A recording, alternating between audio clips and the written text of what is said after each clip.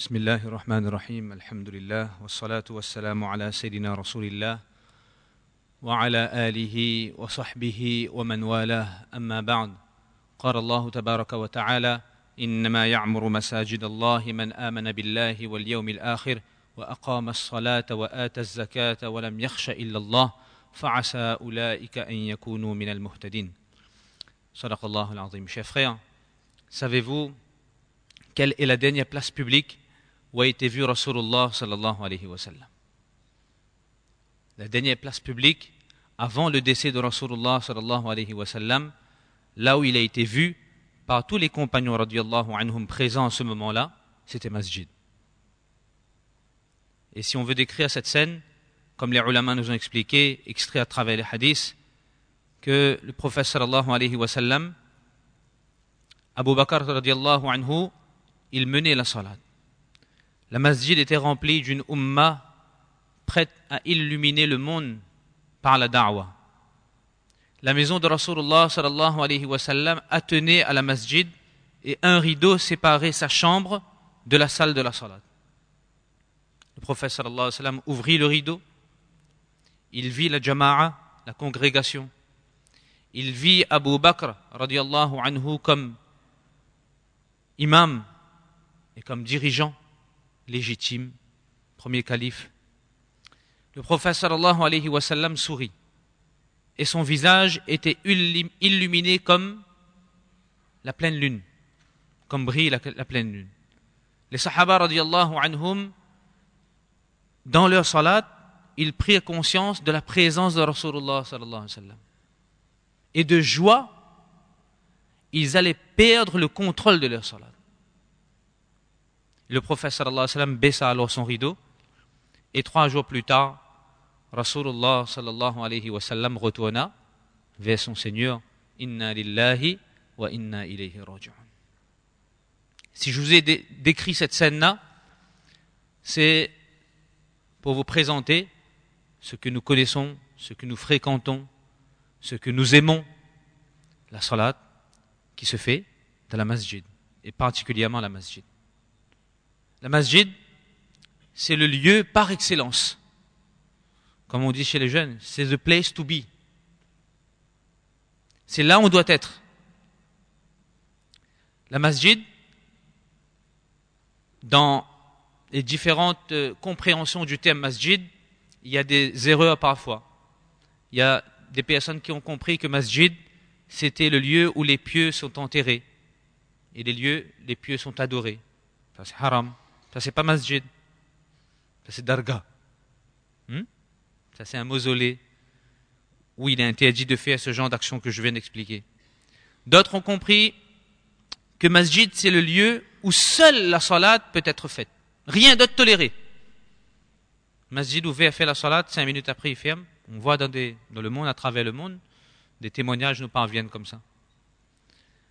Troisième erreur, le lieu où c'est même plus une salat. C'est même plus un lieu de prière. C'est un lieu, mais qui est devenu un lieu de visite. Les gens viennent visiter la mosquée. Il n'y a plus de salat.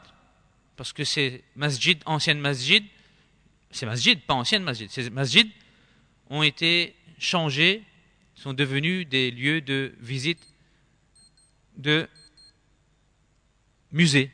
Donc on vient visiter la mosquée pour sa beauté. Mais la fonction principale et les fonctions principales de masjid ont été oubliées. Alors que, si on regarde bien, tout endroit où on peut faire sajda, on peut se prosterner, c'est ça masjid. D'ailleurs, c'est une des particularités de notre umma. Le prophète sallallahu alayhi wa sallam a dit, parmi les choses qui lui a été accordées de la part d'Allah tabarak wa ta'ala et qui n'a pas été accordée à d'autres prophètes ni à d'autres ummas, il y a le fait ju'ilatil ardu kulluha masjida ou kama qala alayhi salatu wassalam, que la terre entière a été rendue mosquée pour moi. C'est-à-dire que là où c'est propre, c'est possible de prier, on fait salat. Il ne faut pas prendre ça comme prétexte que bon, la maison aussi c'est un lieu où on peut faire, donc je fais. Non, si on n'a pas la possibilité, on va rater la salat. Donc là où on est, Et là où ça a été délimité par les fuqaha, par les gens de la ville comme masjid,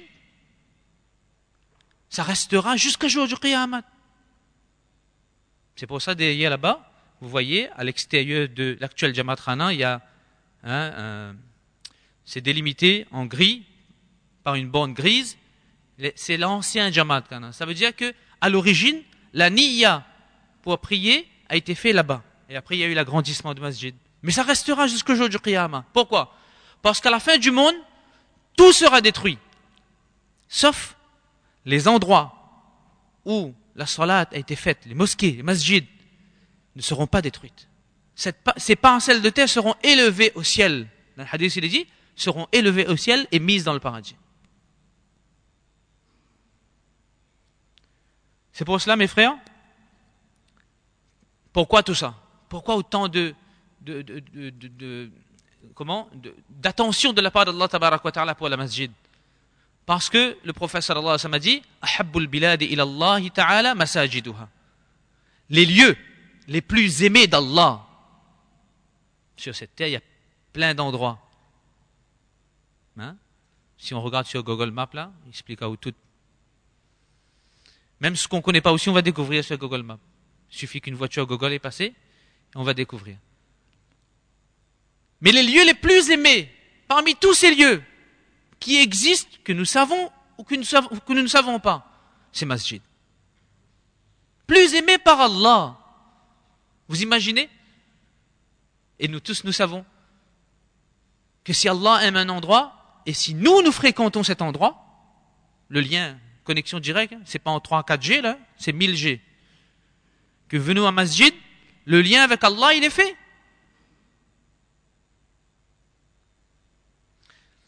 Deuxième chose, la masjid, notre masjid.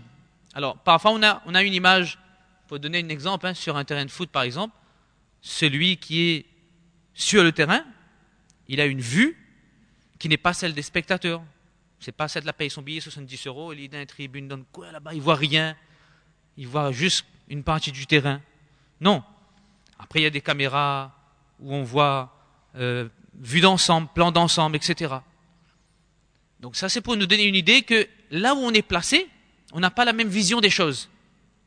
Le prophète sallallahu alayhi wa sallam, pour nous faire comprendre que ce lieu que nous fréquentons et que nous devons fréquenter, auquel nous devons nous attacher, ce lieu-là, quelle importance et comment il est vu, comment masjid est vu par qui?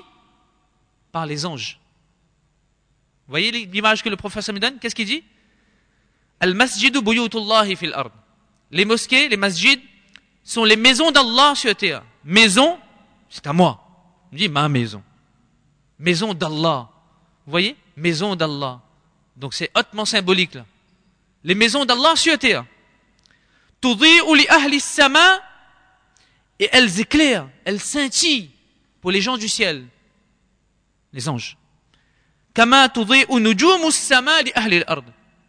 Comme les étoiles dans le ciel scintillent pour les gens de la terre.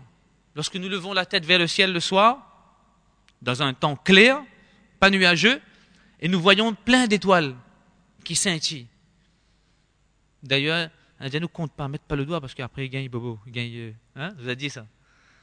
Et nous regardons, plein, c'est illuminé, le ciel est illuminé, scintille d'étoiles, d'innombrables, des milliards d'étoiles. Mais les masjids sur terre, lorsque les anges d'en haut ils regardent les masjids, ça scintille comme ça pour eux. Subhanallah. Et c'est parce que, je répète, c'est parce que c'est l'endroit par excellence, c'est parce que c'est le symbole de la foi, parce que c'est le symbole de notre identité musulmane, parce que c'est the place to be, que le prophète sallallahu alayhi wa sallam, il a fait les éloges de celui qui contribue construction de masjid. Et Allah tabarak wa ta'ala, il a fait les éloges de celui qui habite la mosquée, dans le sens où qui fait vivre la mosquée. À propos de la construction de masjid, le prophète sallallahu alayhi wa sallam a dit man bana lillahi, que celui qui construit pour Allah une mosquée, pas dit un grand, mosquée, yuzkaru fihi ismullah, dans lequel le nom d'Allah est prononcé et rappelé, ça veut dire dans lequel il y a tadhkira, il y a rappel, il y a da'wat. Banallahu lahu baytan fil jannah. Ça c'est pour la construction. Allah lui construit, tout le monde connaît ça. Allah construit pour lui une maison au paradis. Celui qui a été un élément parmi tant d'autres, un intermédiaire parmi tant d'autres, pour arriver à la construction d'une masjid, dans lequel il y a une masjid vivante, les actions de la masjid qui sont faites, qu'est-ce qui lui est réservé? Une maison au paradis. Et lorsqu'Allah construit une maison au paradis, c'est pas comme la nôtre. Chacun va construire selon ses moyens. Chacun il va avoir des projets selon ses moyens. Chacun il fait des promesses selon ses moyens. Lorsqu'Allah il promet une maison au paradis, subhanallah, vous imaginez, hein? On regarde en l'air, on ne trouve pas le toit. On regarde à l'horizon, on ne trouve pas la porte. Mais ça c'est pour celui qui a été un des contributeurs pour la construction d'une masjid. Première marche, première étape ça. Maintenant allons plus loin. Pour celui qui fréquente masjid tout le temps, qui aime la masjid. Aimer masjid, ça ne veut pas dire parler de ma masjid. On peut parler sur internet, parle beaucoup masjid.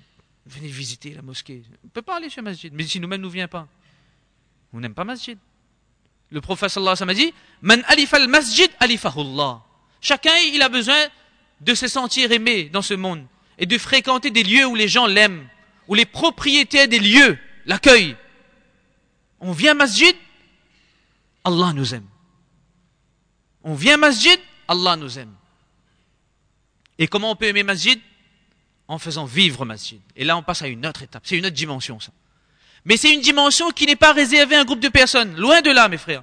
Souvent, on a tendance à croire qu'il y a des frères qui font l'effort dans la mosquée, qui font des actions. Il y a des frères, de façon individuelle, qui lisent le Coran. On voit tous les jours, masha'Allah. Il y a des frères qui s'assoient dans le ta'lim. Il y a des frères qui font le jawla, qui font le gash. Il y a des frères qui font le rappel. Il y a des frères qui s'assoient et qui font le dhikr. On dit, ben, c'est bon. C'est suffisant. Masjid est vivant. Alhamdulillah. Non, c'est votre rôle et mon rôle, c'est notre rôle à tous de faire vivre cette mosquée. C'est notre responsabilité à tous. Pourquoi? L'exemple vient de qui? Des sahaba radiallahu anhum. On va pas prendre l'exemple de tel molana, il fait une divergence là-dessus de toute façon aujourd'hui. Mais sur les sahaba, tout le monde est d'accord là-dessus, non? Ou bien il y a un qui va lever le doigt et va dire non, je suis pas d'accord sur l'action des sahaba radiallahu anhum. Sur les sahaba, tout le monde est d'accord. On va parler des choses qui réunissent, qui nous unissent.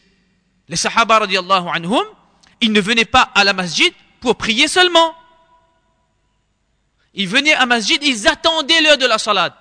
Vous savez, dans Bukhari, dans Tahawi, il y a un récit qui est écrit qu'à l'heure de Zohar, il faisait tellement chaud, d'accord? Dans l'Arabie, donc imaginons, les sahaba venaient, et masjid, c'était pas plein de beauté, confort, 5 étoiles comme nous l'avons aujourd'hui, et qu'Allah nous récompense, qu'Allah nous garde ce confort. Et tellement il faisait chaud, il prenait des petits cailloux dans leurs mains et il tournait les cailloux, enfin il jouait avec les cailloux pour refroidir les cailloux. Il jouait comme ça en attendant masjid, parce que masjid t'es fait en terre et cailloux, donc il n'y avait pas tapis. Donc t'es joué, enfin t'es fait tourner dans la main comme ça, pourquoi? Pour refroidir les cailloux. Comme ça quand il fait la salat là, il n'est pas chaud. C'est pour cette raison que pour salat Juma, le prophète sallallahu alayhi wa sallam a dit Man massal hasa faqad laga, que le Juma khutbah là, ça aussi fait pas. Même si c'est une nécessité, mais ça, si tu fais ça, tu fais quelque chose d'inutile. C'est parce qu'ils avaient l'habitude de faire avant la salat en temps normal. Donc ils venaient avant la salat. Dans Musnad Ahmad, il est rapporté à propos d'un récit de Muawiyah radiallahu anhu, que les sahaba radiallahu anhum, après la salat, ils restaient. Et il y avait des halaqa, il y avait des assemblées de ilm, il y avait des assemblées de iman, il y avait des paroles de iman qui étaient prononcées, il y avait des paroles de ilm parmi les sahaba. Tout le monde était ulama, tout le monde était da'i. Tout le monde avait compris son rôle. Mais pas tout le monde était savant parmi les sahaba. Ceux qui étaient savants, eux, ils étaient mis en avant, et c'est eux qui dirigeaient les halaqa de ilm. C'est pour ça qu'il est rapporté qu'il y avait des halaqa de dhikr, halaqa de ta'lim, halaqa de halal, haram, dans la masjid du prophète sallallahu alayhi wa sallam.